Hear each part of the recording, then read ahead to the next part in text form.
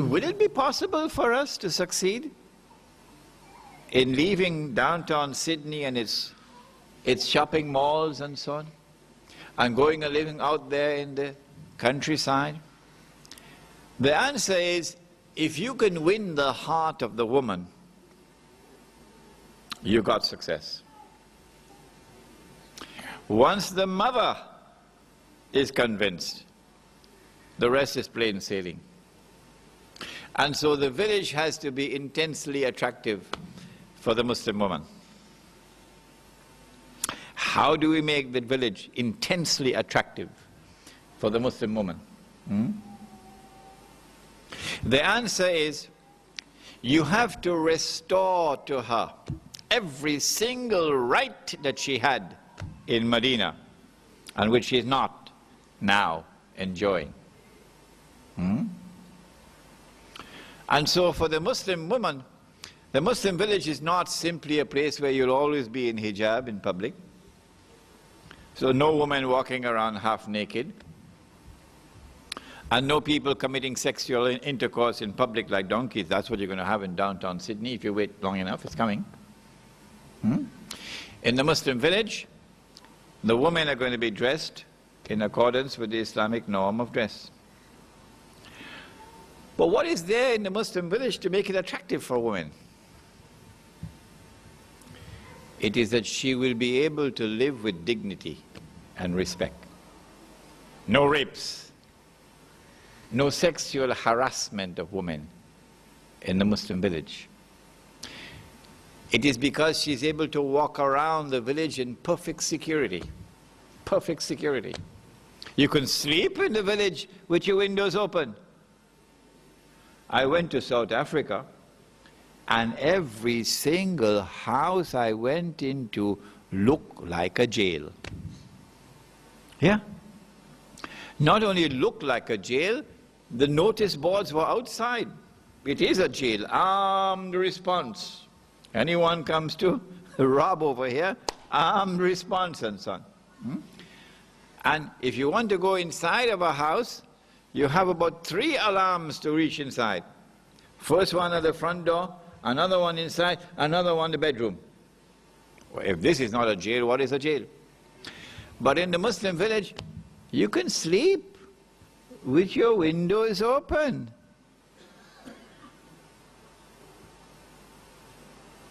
It's not just the woman who has security, it's the children, it's the whole family. You can do this because the village has its collective security. And so you're not going to sleep every night on your bed and sleep comfortably. Some nights of the week or the month, you're going to be patrolling. All right? Dr. Kirmani will be patrolling one night. Imam will be patrolling another night. Patrolling. So that you have collective security for the village. No one can enter the village without permission, because this is private property. And we can deny entry to someone we don't want to allow to enter.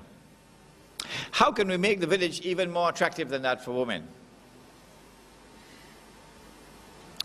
Wouldn't it be nice for the women if they could play a game of cricket or play a game of volleyball or something?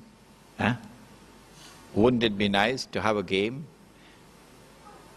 where they could have run races and so on? Is it permissible for a Muslim woman to run races in public?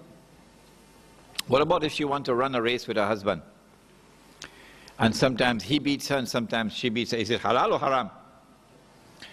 Why are you answering so quickly it's halal? Like you heard this lecture before or what? The Muslim woman. And, oh, you already know the answer. The Muslim woman. And she's running races with her husband. Can't be in the bedroom. Bedroom too small. She's running races with her husband. Sometimes she beats him, sometimes he beats her. I wonder which husband this could be. Running races with his wife in the public? Who could he be? Answer? Rasulullah sallallahu alayhi wa sallam. Islam comes from him. Not from Mufti, from him. Uh-huh. So the Muslim woman in Medina had the freedom to run races with her husband. And she didn't run those races inside of her bedroom. Well, then did he order all the men, get out of the city, I want to run a race with my wife? Did he do that? Did he do that? How come you're so quiet?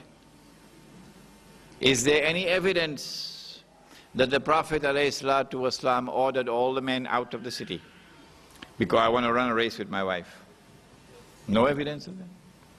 Well, then did he build a wall so he could run races with her behind the wall? No evidence of that. Well, then how did he run the races with all the men around? Because the answer is the men of Medina had the fear of Allah in their eyes. And they will only attend to that which is their own business. So if the Messenger of Allah is running races with his wife, shame on you if you're standing there watching him. Shame on you, shame on you, shame on you. If you're standing there watching the Messenger of Allah running races with his wife. And so the Muslim woman can play a game of cricket. My wife is bowling. Imam's wife is batting. And at the end of the game, my wife comes, she says, I took 3 wickets. Bowled on Imam's wife. The woman will enjoy that. The woman will enjoy that. Because they had the freedom to have fun and games without the men standing there watching them.